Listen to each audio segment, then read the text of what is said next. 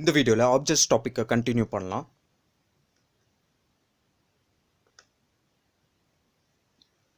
என்னோட ஆப்ஜெக்டில் பாருங்கள், என்னோட ஆப்ஜெக்டில் இருக்கிற ப்ராப்பர்ட்டி வேல்யூ வந்து சேஞ்ச் பண்ணணும்னு நினைக்கிறேன். ஸோ அதுக்கு நான் என்ன பண்ணலான்னா, என்னோட வேரியபிள் நேம் வந்து A. So A dot name என்ற ப்ராப்பர்ட்டி வேல்யூ வந்து நான் சேஞ்ச் பண்ணோம்.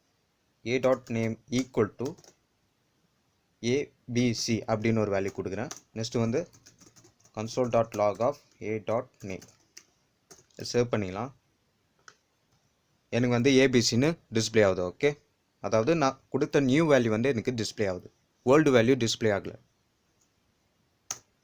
நெக்ஸ்ட் வந்து எப்படி ஒரு டேட்டா டைப்பை சேஞ்ச் பண்ணுறதுன்னு பார்க்கலாம்.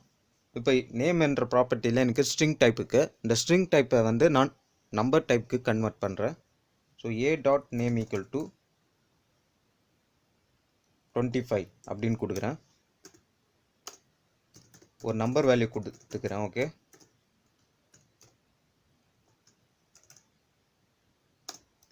So console dot log function of A dot name. இப்போ என்ன டிஸ்பிளே ஆகுதுன்னு பார்க்கலாம். எனக்கு வந்து 25 டிஸ்பிளே ஆகுது, அதாவது என்னோடய ஸ்ட்ரிங் டைப்லேருந்து நம்பர் டைப்புக்கு சேஞ்ச் ஆயிடுச்சு. ஓகே, அண்ட் நெக்ஸ்ட் வந்து எப்படி ஒரு நியூ ப்ராப்பர்ட்டி, என்னோடய ஆப்ஜெக்டில் ஒரு நியூ ப்ராப்பர்ட்டி எப்படி ஆட் பண்ணுறதுன்னு பார்க்கலாம்.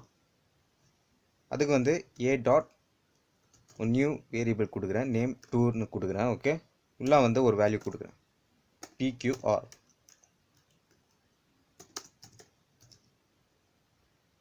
console dot log of a dot name 2. எனக்கு PQRன்னு டிஸ்பிளே ஆகுது. ஓகே, என்னோட ஆப்ஜெக்டில் நான் கொடுத்த நியூ ப்ராப்பர்ட்டி வந்து ஆட் ஆயிடுச்சு.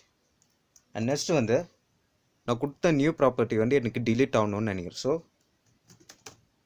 By using delete keyword A dot name 2 அப்படின்னு கொடுத்தா என்னோட நேம் 2 ப்ராப்பர்ட்டி வந்து டிலீட் ஆயிரும்.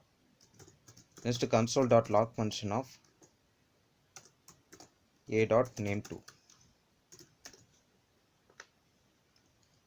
அன்டிஃபைன்டு வருது. ஓகே, அதாவது அந்த நேம் 2 ப்ராப்பர்ட்டி வந்து டிலீட் ஆயிடுச்சு.